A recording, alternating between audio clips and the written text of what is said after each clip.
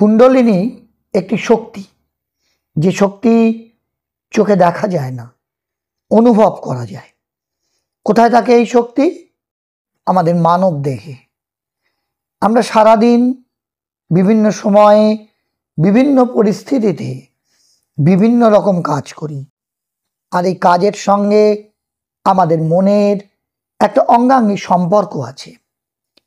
আমরা যদি ভালো করে খেয়াল করি, মনকে লক্ষ্য করি, তাহলে বুঝতে পারবো যে আমাদের কুণ্ডলিনী শক্তি কোন চক্রের প্রতি আকর্ষণ বোধ করছে।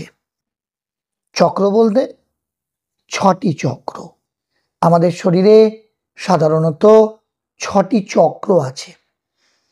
অবশ্যই কিন্তু সব ব্যবচ্ছেদ করলে এই চক্রগুলোকে দেখতে পাওয়া যাবে না, কিন্তু এই চক্রগুলি শরীরের মধ্যে মেরুদণ্ডের বিভিন্ন অংশে স্থিত। আর এই চক্রগুলি অনুসারে আমাদের মনের, জীবনের, দৈনন্দিন কর্মের বিভিন্ন প্রকাশ আমরা লক্ষ্য করি। বহু মানুষের ক্ষেত্রে আমরা দেখতে পাই যে তাদের আকর্ষণ শুধুমাত্র ভোগের প্রতি।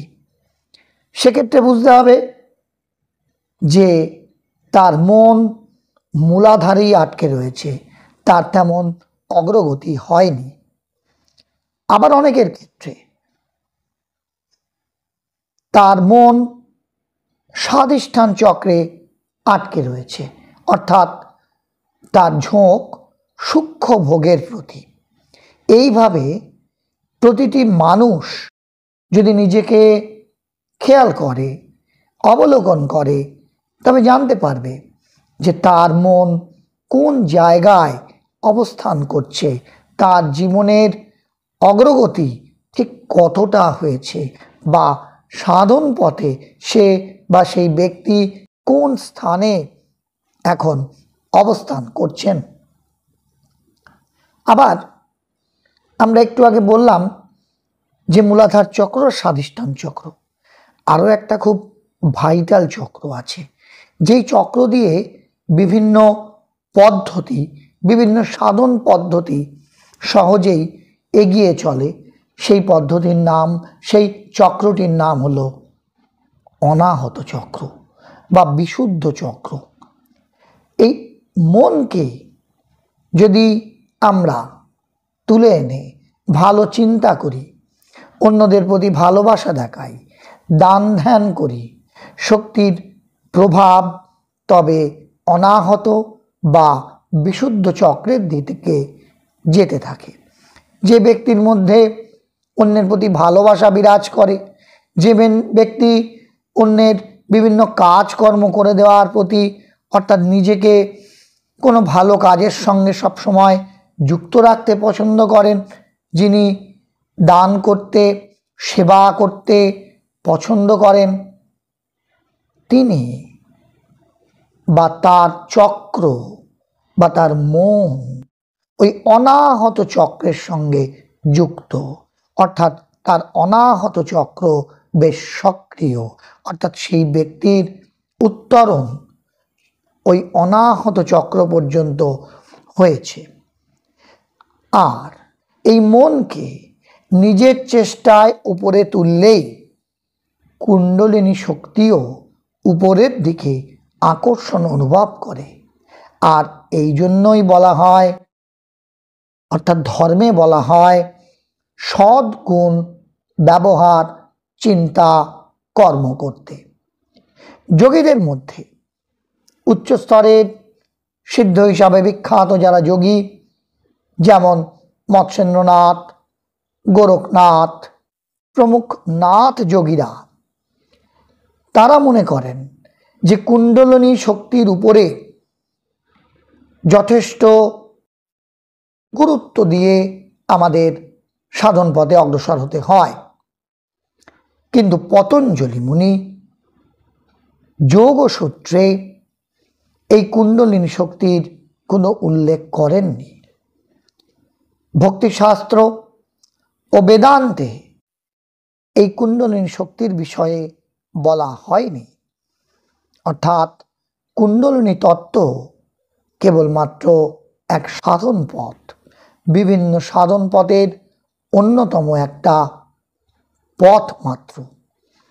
ভক্তিপথ ভাব বা আবেগের উপর জোর দেয়, তাই ভক্তিপথের সাধকরা অনাহত চক্র নিয়ে বেশি গুরুত্ব দেন। বেদান্তবাদীরা সূক্ষ্ম যুক্তি বিচারকে প্রাধান্য দেন, তাই তারা আজ্ঞাচক্র থেকেই সাধন পথ শুরু হয় বলে মনে করেন।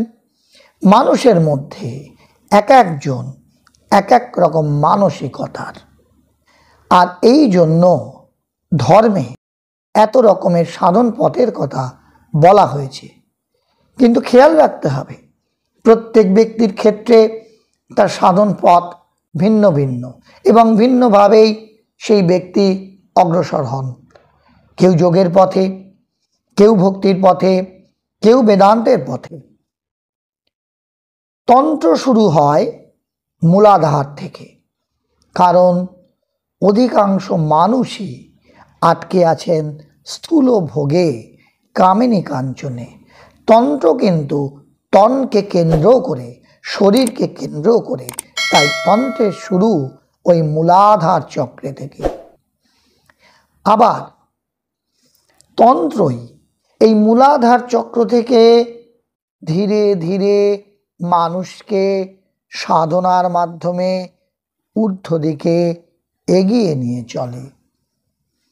তবে খেয়াল রাখতে হবে যে যোগ সাধনা শুরু হয় মণিপুর থেকে, কারণ ওই চক্র থেকেই মানুষ তার শক্তি প্রয়োগ করে জাগতিক অর্থাৎ মূলাধার ও স্বাধিষ্ঠান বা আধ্যাত্মিক অনাহত বিশুদ্ধ আজ্ঞাচক্র দিকে নিয়ে যাওয়ার জন্য। অর্থাৎ মূলাধার চক্র থেকে স্বাধিষ্ঠান চক্রে এবং স্বাধিষ্ঠান চক্র থেকে ধীরে ধীরে মনকে অনাহত চক্র, বিশুদ্ধ চক্র, আজ্ঞা চক্রের দিকে নিয়ে যাওয়ার কেন্দ্র হলো মণিপুর চক্র, আর সেটি হলো যোগের প্রধান ক্ষেত্র বা যোগ সাধনার শুরুর ক্ষেত্র। কাজে খেয়াল রাখতে হবে যে মণিপুর চক্র আমাদের এমনই একটা কেন্দ্রবিন্দু যেখান থেকে আমরা উভয় দিকের অর্থাৎ মূলাধার স্বাধিষ্ঠানের সঙ্গে অনাহত বিশুদ্ধ আজ্ঞাচক্রের একটা যোগ সূত্র তৈরি করে দিই। তাই যোগের ক্ষেত্রে মণিপুর চক্র এত বেশি গুরুত্বপূর্ণ।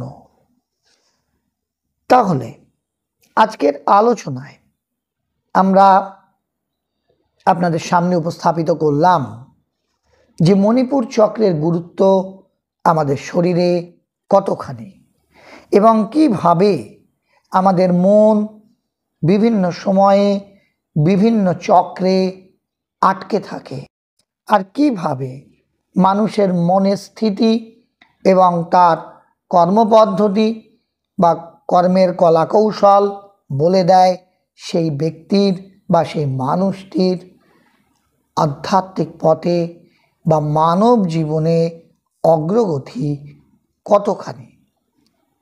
আজকের এই আলোচনা যদি আপনার ভালো লেগে থাকে, যদি আপনাকে সমৃদ্ধ করে থাকে, তবে অবশ্যই আপনার পরিচিত জনেদের মধ্যে শেয়ার করে দেবেন, সঙ্গে লাইক করুন, আর বেশি বেশি করে আপনার পরিচিত জনেদের মধ্যে শেয়ার করে দিন।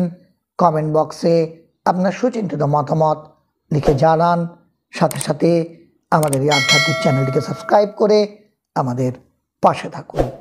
সকলে খুব ভালো থাকুন, সুস্থ থাকুন, আনন্দে থাকুন। ধন্যবাদ।